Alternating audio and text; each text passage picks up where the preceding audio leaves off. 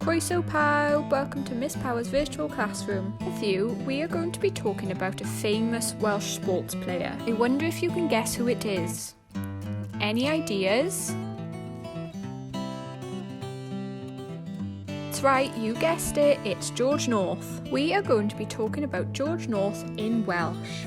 If you are year 3 or 4, you are going to be writing some facts about George North in the first person. If you're in year 5 or 6, you are going to write about George North in the third person. We are going to focus on the next few sentence starters that concern enw, oed, byw, gweld allygaid, chwarae, a pam. These are going to help you to write a paragraph all about George North using the Welsh language. So, to start off with first person, you would insert the person's name followed by a dwi.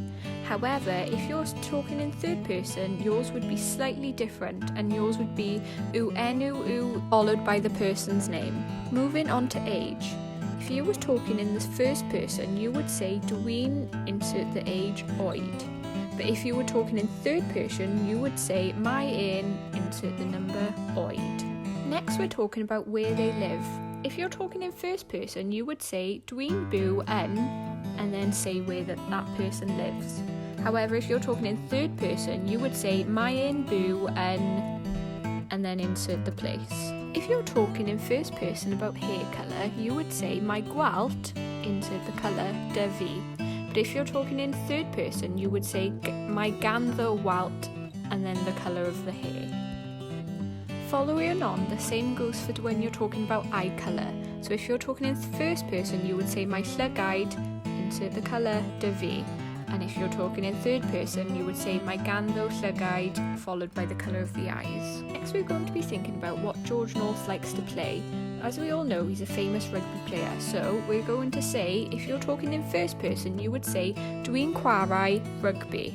But if you were speaking in third person, you would say mae'n chwarae rugby. Now it's time for you to think about reasons why George North likes to play rugby. So if you were speaking in first person, you would say dwi'n hoffi chwarae rugby achos, and then followed by the reasoning. But if you're speaking in third person, you would say mae'n hoffi chwarae rugby achos, and then following with a reason as well. Now it's time to think about the opposite. Thinking about why George North maybe doesn't like to play rugby.